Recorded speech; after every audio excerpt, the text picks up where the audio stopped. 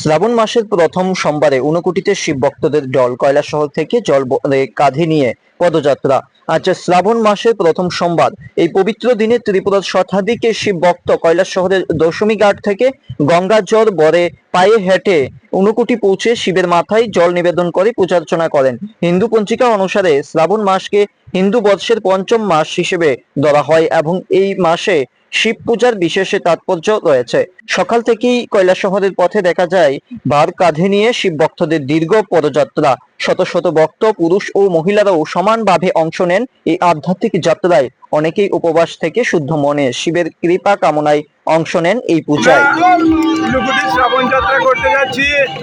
আমাদের যাত্রা শুরু হয়ে গেছে। কৈলাসহর শ্রীরামপুর ঘাট থেকে জল নিয়ে আমরা ঊনকোটি বাবা ভোলানাথের অভিষেক করাতে যাচ্ছি।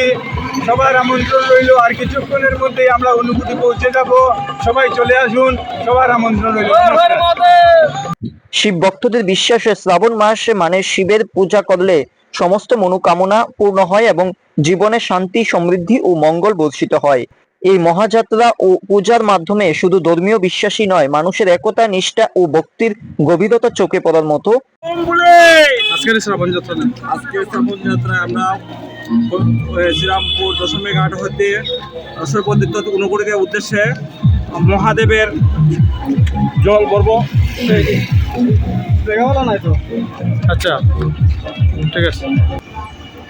তো আমরা আজকে অনেক সংখ্যায় উপস্থিত হয়েছি, ভক্তরা জল নিয়ে ভাবে যাচ্ছেন। শ্রাবণ যাত্রাতে সবাইকে স্বাগত জানাই। কোথায় যাবেন? ঊনকোটিতে, আমরা শিবতীর্থ ঊনকোটিতে যাব, পুজো দেবেন। পুজো দেব। জল নিয়েছি মূল নদী থেকে, গঙ্গা জল অনুরূপ সেটাকে আমরা সেখানে শিবকে অর্পণ করবো, পূজা দেবো আমরা সবাই। ধন্যবাদ।